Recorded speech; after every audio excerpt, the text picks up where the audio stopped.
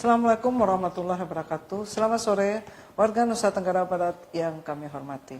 Jumpa lagi kita dengan gugus tugas percepatan penanganan COVID-19 Provinsi Nusa Tenggara Barat yang akan menyampaikan informasi dan update kasus COVID-19 di Provinsi Nusa Tenggara Barat pada hari Sabtu 18 Juli tahun 2020.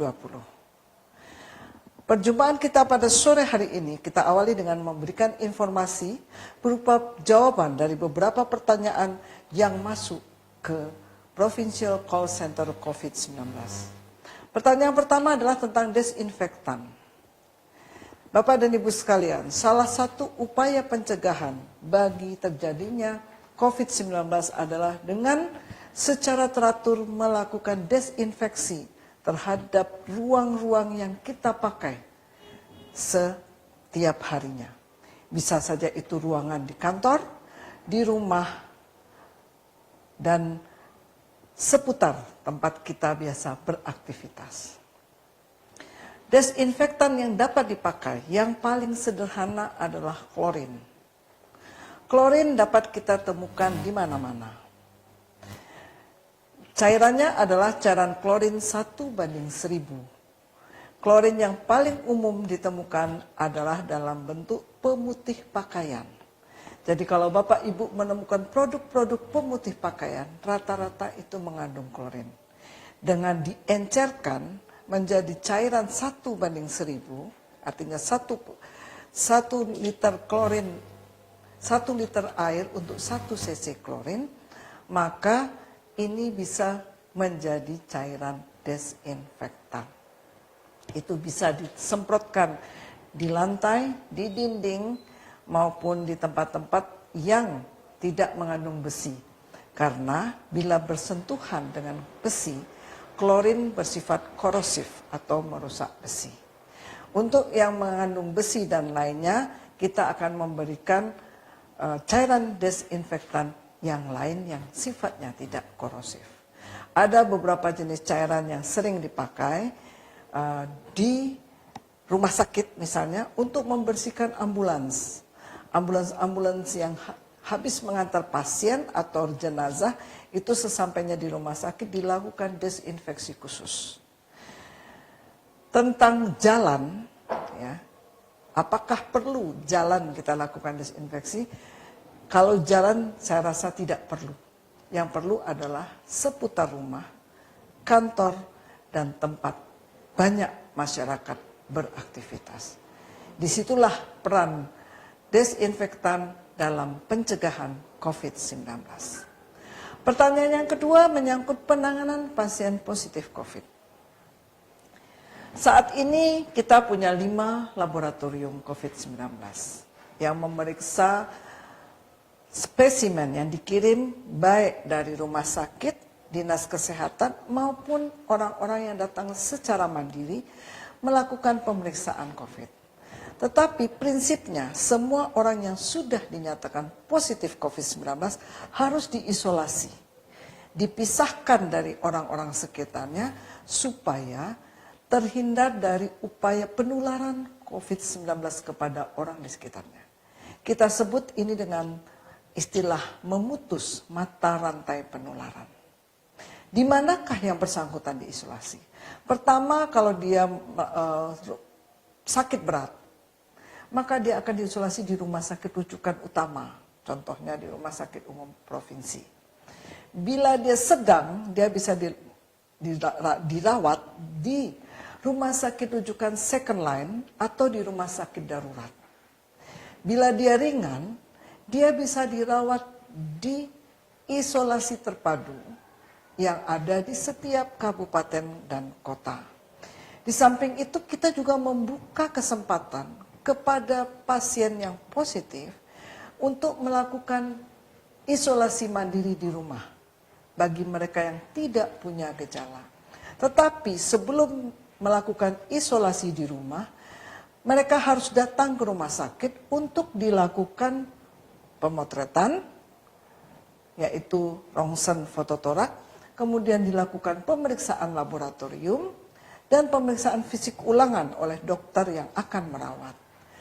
Bila ditemukan hasil yang baik, dari hasil pemeriksaan fototorak atau ronsen, darah, dan pemeriksaan fisik diizinkan untuk melakukan isolasi mandiri dengan syarat. 1, rumahnya memenuhi syarat untuk melakukan isolasi mandiri. Punya kamar tersendiri, kamar mandi di dalam sehingga yang bersangkutan tidak keluar kamar untuk mengerjakan semua kebutuhan pribadinya. Kedua, di rumah tersebut tidak ada orang-orang yang berisiko tinggi, yaitu mereka yang bayi, balita, atau lansia, atau ibu hamil. Karena mereka yang berisiko tinggi sangat rentan tertular dari orang yang positif. Yang ketiga, mempunyai keluarga yang mau dan mampu menjadi pendamping. Pendamping bagi pasien dan melakukan komunikasi dengan rumah sakit atau dokter yang merawat. Karena pada hakikatnya mereka yang melakukan isolasi mandiri di rumah masih berada di bawah tanggung jawab dokter atau rumah sakit yang mengizinkan mereka melakukan isolasi mandiri. Demikian juga dengan pemantauan oleh puskesmas setempat. Keempat, ada kerelaan dari para tetangga dan lingkungannya untuk menerima yang bersangkutan isolasi mandiri di rumah. Ini dibuktikan dengan adanya tanda tangan kepala lingkungan yang mewakili warga di sekitarnya yang menyatakan bahwa mereka menerima pasien untuk isolasi mandiri di rumah. Jadi kalau ada pertanyaan mengapa seorang pasien positif ada yang masih di rumah, mungkin yang bersangkutan adalah peserta program isolasi mandiri. Mereka biasanya dipantau melalui video call dan diberikan syarat bahwa mereka harus menanamkan lokasi rumah GPS-nya ke dalam server. Sehingga kalau yang bersangkutan pergi 50 meter dari rumah, maka server di rumah sakit akan menyala, menandakan bahwa yang bersangkutan meninggalkan lokasi isolasi. Itulah salah satu bentuk yang kami lakukan terhadap pasien-pasien yang positif. Tetapi apabila di lingkungannya pasien ini tidak diterima untuk melaksanakan isolasi mandiri, maka pasien biasanya kami rawat di rumah sakit darurat, rumah sakit second line, rujukan second line, atau di isolasi terpadu yang kami miliki. Demikian dua jawaban dari pertanyaan yang disampaikan melalui Provincial Call Center COVID-19. Semoga jawaban ini dapat memuaskan atau memberi pemahaman bagi Bapak Ibu yang tadi telah mengirimkan pertanyaan lewat Provincial Call Center. Berikutnya kami mengumumkan tentang update kasus.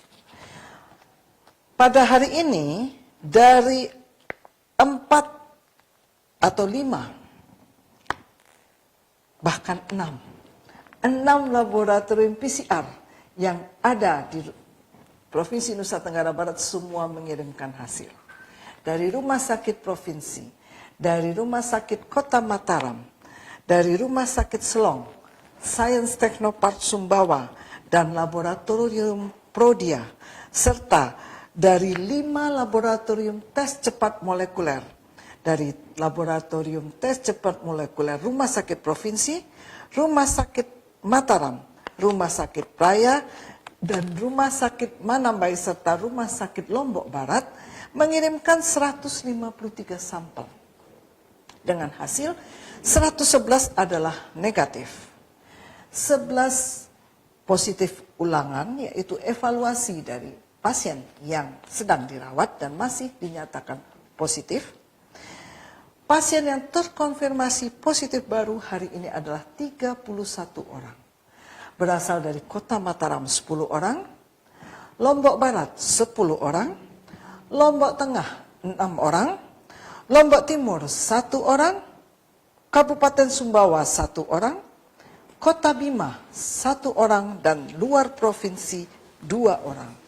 Sehingga total pasien yang terkonfirmasi positif pada hari ini tercatat 1.725 orang, diperiksa dari 16.671 spesimen.